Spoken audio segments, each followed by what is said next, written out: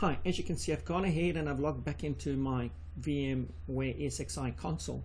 So the next thing we want to do is upload a data store to our console. So I'm going to go ahead and close this down because we don't need to be in this.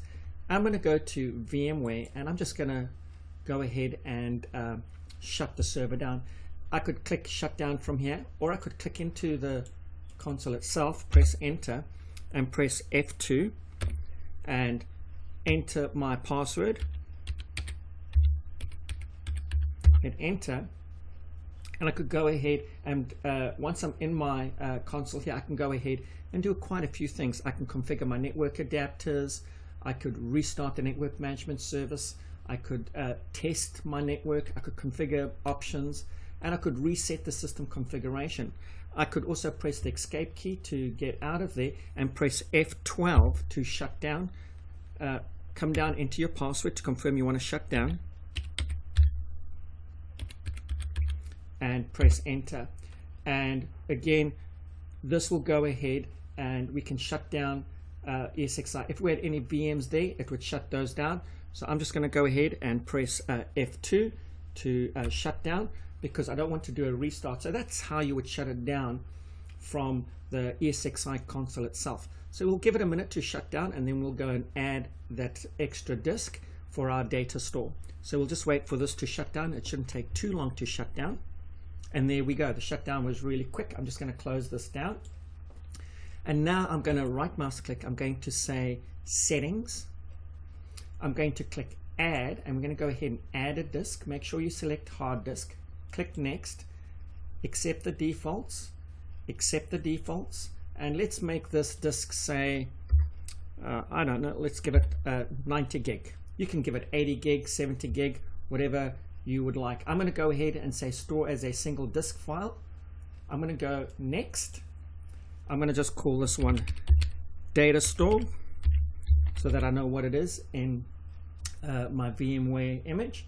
And I'm going to click finish and click OK. So now you will see we've added our data disk over here. So the next thing we want to do is we want to go ahead and we actually want to power up that ESXi machine. So I'm going to click yes. This is going to go ahead. It's going to power up ESXi. And then we're going to log back into the console and configure that data disk for storage so that we can actually load a VM on there. So we'll give it a second to fire up. It shouldn't take too long.